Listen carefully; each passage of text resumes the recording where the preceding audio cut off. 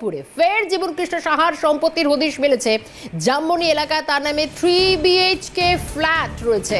পাশাপাশি ফ্ল্যাট সংলগ্ন এলাকায় স্ত্রীর নামে রয়েছে কি 5 কাঠা জমি। 2016 সালে ফ্ল্যাট ও জমি কেনেন জীবনকৃষ্ণ। বর্তমানে এই জমির মূল্য প্রায় প্রতি কাঠা 30 লক্ষ টাকা। ও অঙ্কটা বুঝতে পারছেন, 2016 সালে জমির দাম ছিল যেখানে প্রতি কাঠা প্রায় 12 থেকে 15 লক্ষ টাকা। এরপর জমির দর হু হু করে চড়তে থাকে। জমির মালিকানা রয়েছে টগরী সাহা, অর্থাৎ এই জীবনকৃষ্ণ সাহার স্ত্রী, তার নামে। জীবনকৃষ্ণ সাহা গ্রেপ্তারের পর এই ফ্ল্যাটে তল্লাশি চালায় সিবিআই। চলুন আপনাদের দেখাই একবার এই যে ফ্ল্যাটের কথা বলছি, এই যে 3 BHK ফ্ল্যাট, এই 3 BHK ফ্ল্যাট দেখুন। এবার আপনাদের বলি, এই অ্যাপার্টমেন্টে এখানে 3 BHK ফ্ল্যাট কেনা হয়েছে বোলপুর। এটা হচ্ছে বোলপুরে এই 3 BHK ফ্ল্যাটের হদিশ পাওয়া গিয়েছে। এবং শুধু তাই নয়, এই যে সম্পত্তির পরিমাণ, এই সম্পত্তির পরিমাণ এখন প্রতি কাঠা প্রায় 30 লক্ষ টাকা। অর্থাৎ 2016-তে যখন কেনে তখন যে দাম ছিল কাঠা প্রতি 12 থেকে 15 লক্ষ টাকা। খুব স্বাভাবিক, সেটা যত সময় বেরিয়েছে দাম হু হু করে জমির বেড়েছে। এই হচ্ছে জীবনকৃষ্ণ সাহার আরও একটি বাড়ি। একটা তো আমরা দেখলাম মুর্শিদাবাদের বড়োয়ার বিধায়কের বাড়ি, যেখান থেকে তাকে গ্রেপ্তার করা হচ্ছে। এটা হচ্ছে 3 BHK একটা ফ্ল্যাট কিনেছেন জীবনকৃষ্ণ সাহা এবং সম্পত্তি রয়েছে টগরী সাহার নামে। আমি সরাসরি যাব, বোলপুর থেকে রয়েছেন আমাদের প্রতিনিধি অমরনাথ দত্ত। অমরনাথ, তুমি রয়েছো একেবারে সেই ফ্ল্যাটের সামনে থেকে। কোন অ্যাপার্টমেন্টটা একটুখানি দেখাও, যে মূলত কোথাও 3 BHK ফ্ল্যাট কিনেছিলেন, এই সম্পত্তির পুরো খতিয়ান কি কি তথ্য সামনে আসছে অমরনাথ?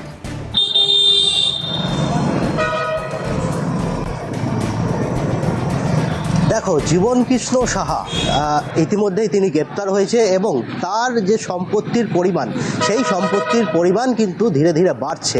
এবং আমরা এই মুহূর্তে রয়েছি একদম বোলপুরের যে জামবনি এলাকা, অর্থাৎ বাস স্ট্যান্ডের সন্নিকটে, একদম রাস্তার মেন ধারে, রাস্তা একদম ধারেই যে ফ্ল্যাট, সেই ফ্ল্যাটের 3 BHK একটি ফ্ল্যাট জীবনকৃষ্ণর রয়েছে। এবং তার পাশেই একটি জায়গা, প্রায় 5 কাঠা জায়গা, সেই 5 কাঠা জায়গাও কিন্তু জীবনকৃষ্ণ সাহার স্ত্রী টগরী সাহার নামে রয়েছে। আমি একটু ফ্ল্যাগের ছবিকে দেখানোর চেষ্টা করব।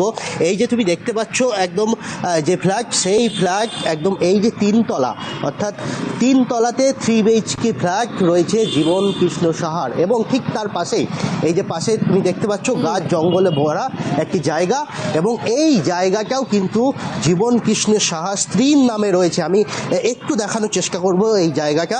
এবং এই যে তুমি দেখতে পাচ্ছ একদম রাস্তার পাশেই, মূল রাস্তার পাশেই একদম 5 কাঠা জায়গা।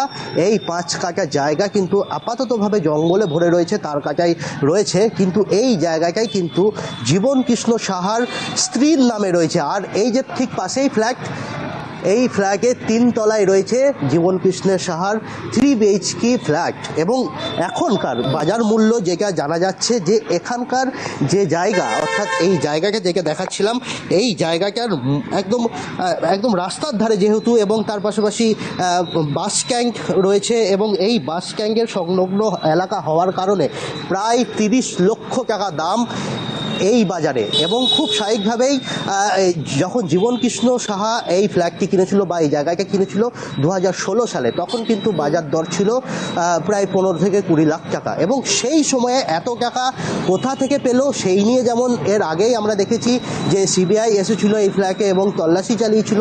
এবং তার যে সম্পত্তির যে একের পর এক বৃদ্ধি হচ্ছে, খুব স্বাভাবিকভাবেই কিন্তু বলা যেতে পারে যে শুধুমাত্র বিধায়ক হয়ে এত টাকা, অর্থাৎ এত টাকা ইনকাম করা যায় না। এবং যেইভাবে দেখা যাচ্ছে, ইতিমধ্যেই তুমি জানো যে গ্রেপ্তার হয়েছে তিনি, এবং সেই জায়গা থেকে দাঁড়িয়ে মনে করা হচ্ছে যে শিক্ষক দুর্নীতির টাকা দিয়েই কিন্তু এই সম্পত্তি এইখানে আর কি কি বিষয় হতো, এখানে কেউ আসতেন কিনা, টগরী সাহা, জীবনকৃষ্ণ সাহা, তারা এই 3 BHK ফ্ল্যাট যেটা নিয়েছিলেন তার নামে রয়েছে, সেখানে আদৌ আর কতটা কি কি বিষয় উঠে আসে, সেগুলো তো তদন্তকারীদের নজরে রয়েছে। অমরনাথকে সঙ্গে রেখে আমি আরও একটা আপডেট পাচ্ছি এই মুহূর্তে, এই নিয়োগ দুর্নীতির তদন্তে যেখানে তৎপর ইডি, যেখানে ইডির হাতে এবার জীবনকৃষ্ণের ব্যাংক অ্যাকাউন্টের একটা হদিশ মিলেছে, একাধিক নথি মিলেছে। অন্যদিকে আজই ইডি দপ্তরে হাজিরা দিতে কলকাতার পথে তৃণমূল কাউন্সিলর মায়া সাহা, অর্থাৎ এই মায়া সাহা জীবনকৃষ্ণ সাহার পিসি, সম্পর্কে আত্মীয়, তার স্বামী সুব্রত সাহা, তারা ইতিমধ্যে কলকাতার পথে রওনা দিয়েছেন। গত 25শে আগস্ট তার বাড়িতে তল্লাশি চলে। আর নথি নিয়ে আজই ইডির দপ্তরে তলব করা হয়েছে মায়া সাহাকে। তারা ইতিমধ্যেই কলকাতায় আসছেন, কলকাতায় আসার পথে রওনা দিয়েছেন তারা। জীবন কৃষ্ণ সাহার সঙ্গে তার পিসির সম্পর্ক রেখে অনেক সম্পত্তি করেছেন এমনই অভিযোগ উঠছে। জীবন কৃষ্ণের বাবার তরফ থেকেও সেই অভিযোগ করা হচ্ছে, অভিযোগ অস্বীকার করছেন মায়া সাহা। আমি এই মুহূর্তে যাব, সরাসরি রয়েছেন আমাদের সঙ্গে অবশ্যই আমাদের প্রতিনিধি ভোলানাথ চক্রবর্তী রয়েছে। ভোলানাথ থেকে একটু আপডেট নেব। ভোলানাথ, এই মায়ারানী সাহা অর্থাৎ সম্পর্কে যে জীবন কৃষ্ণের পিসি আত্মীয়, তাদের সম্পত্তির যে খতিয়ান একেবারে কম সময়ে লাফিয়ে লাফিয়ে বেড়েছে, সেই সংক্রান্ত তথ্য নিয়ে ইডির দপ্তরে রওনা দিয়েছেন, কি আপডেট?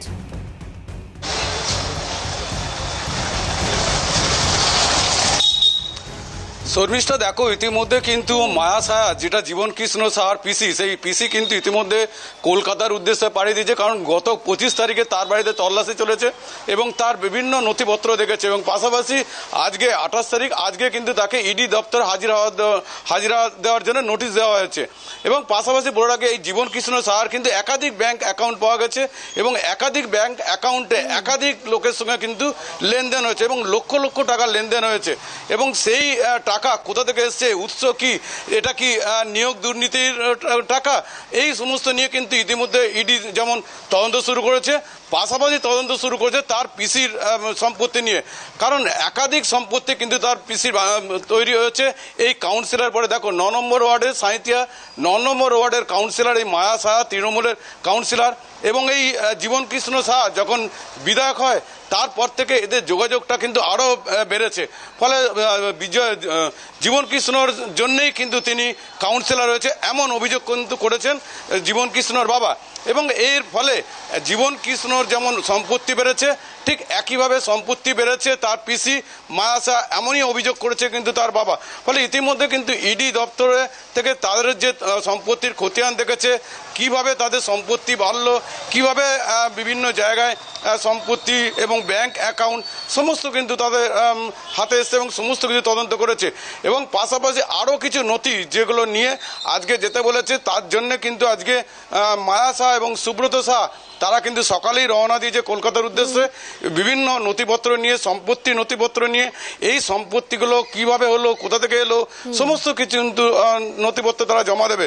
ফলে আজ সকালেই তারা বেরিয়ে যায় এবং তার বাবার অভিযোগ, জীবন কৃষ্ণর বাবার অভিযোগ, যে এই জীবন কৃষ্ণর জন্যেই কিন্তু তার পিসি মায়া সাহার সম্পত্তি বেড়েছে এবং সেই সম্পত্তি কতটা বেড়েছে এবং লেনদেন কার সঙ্গে কার হয়েছে। একবার সঙ্গে থাকার কথা বলছি, ভোলানাথ সঙ্গে থাকো, আমি একবার দর্শকদের শোনাবো। কারণ এই মায়ারানী সাহা যে জীবন কৃষ্ণের পিসি সম্পর্কে আত্মীয়, অর্থাৎ এই মায়ারানী সাহা পিসি এবং জীবন কৃষ্ণের সঙ্গে যে তাদের সম্পত্তির খতিয়ান হু হু করে বেড়েছে, কি বলেছেন জীবন কৃষ্ণের বাবা, একবার তার বক্তব্য শোনাবো।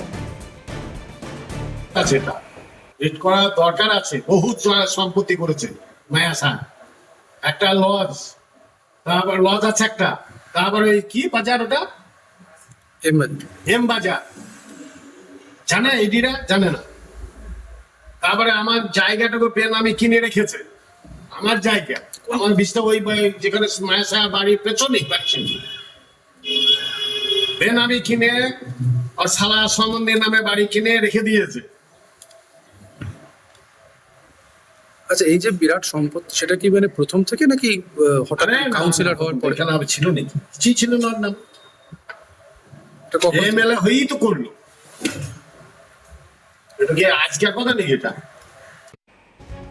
আপনাদের শোনালাম যে জীবন কৃষ্ণ সাহার বাবা, নিজের বাবা রীতিমতো একটা অভিযোগ করছেন। আমি যাবো, ভোলানাথ চক্রবর্তী রয়েছেন আমাদের সঙ্গে। ভোলানাথ, সব থেকে গুরুত্বপূর্ণ বিষয়, গত দুদিন এই জীবন কৃষ্ণ সাহা গ্রেপ্তার হওয়ার পর থেকে জীবন কৃষ্ণ সাহার বাবাই তার বোন এবং ছেলের সম্বন্ধে সব থেকে বিস্ফোরক অভিযোগগুলো এনেছে। আর এই তথ্যগুলো সামনে আনো কিডি, এমনটা তিনি চাইছেন। ভোলানাথ,